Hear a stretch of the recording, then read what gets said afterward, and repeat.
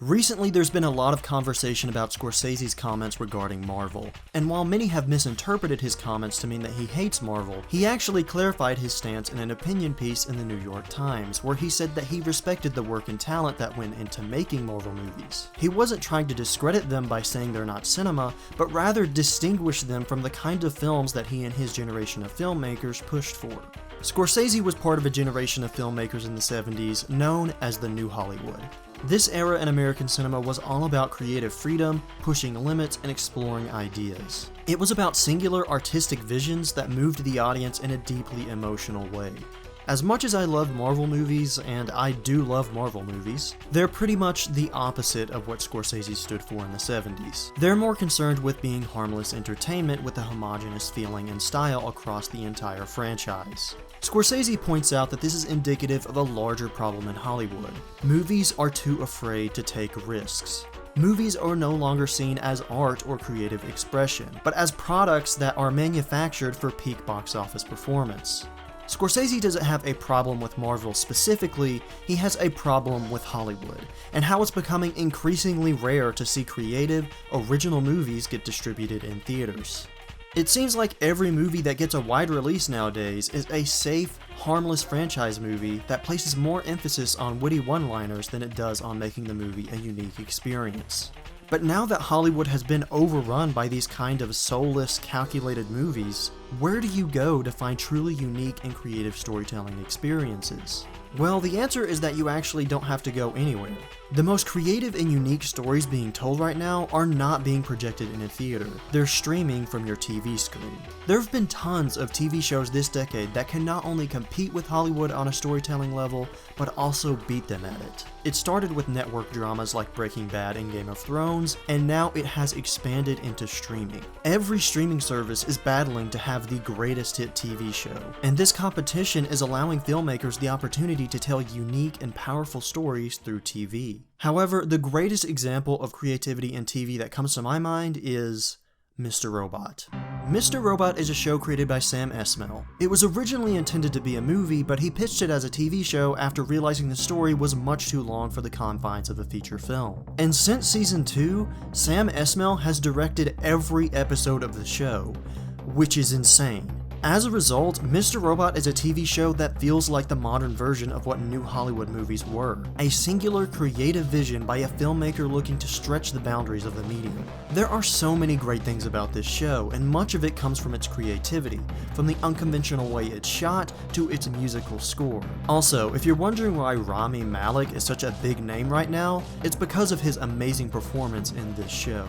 There are episodes in Mr. Robot that take such outlandish risks that no other TV show would even dare try them, let alone a big budget movie.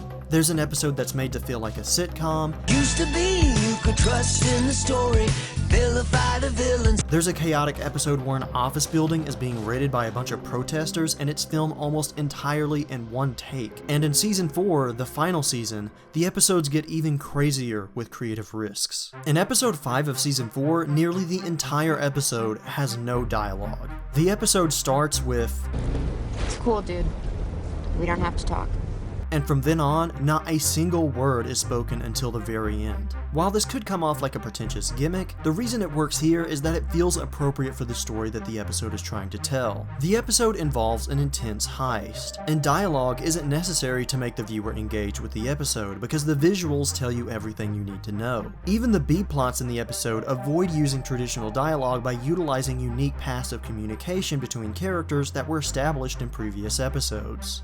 This is one of the most intense episodes of TV I've ever seen. The way this episode is shot and directed is nail-biting. Sam Esmail crafted a thrilling narrative using only the camera, and it's a testament to the importance of visual storytelling. Even though it could have been really pretentious to make an episode like this, because it's in service of the story being told, it serves to elevate the experience. The episode even pays homage to silent cinema. One of the characters visits a place called Murnau's Dry Cleaners, which is an obvious nod to the silent film director F.W. Murnau. And to top all of this off, remember what the episode started with? "We don't have to talk." Well, it ends with, "It's time we talk," which is just a fantastic way to bookend this episode. Another episode in season 4 is divided into 5 acts and is scripted and scored like a dramatic stage play. Then and only then can I go home again. And again, because of the story being told in this episode, these creative risks serve to elevate the material. And these are just the risks being taken in individual episodes. When you start looking at the storytelling in the show, you get into stuff that most Hollywood studios won't even touch. Season 4 in particular explores moral ambiguity in its protagonist. Elliot has been hailed as a hero the entire show, but what is he really? Is he a mentally unstable sociopath who uses people like pawns to further his own world-altering agenda? In that case, what makes him any different from the villain of the show? Obviously, this could be executed in a really corny way, but it's not. It's done in a way that's much more intimate, and that slowly reveals itself through character relationships. None of this would be possible without the creative freedom that the current TV industry lends its creators. Mr. Robot isn't ending because of bad ratings or because the network canceled it, it's ending because its story is coming to a natural conclusion. Sam Esmail wrote the show with a clear beginning, middle, and end. It is a show that is in every aspect controlled by a singular artist, and it is the ultimate representation of what TV has that Hollywood no longer does.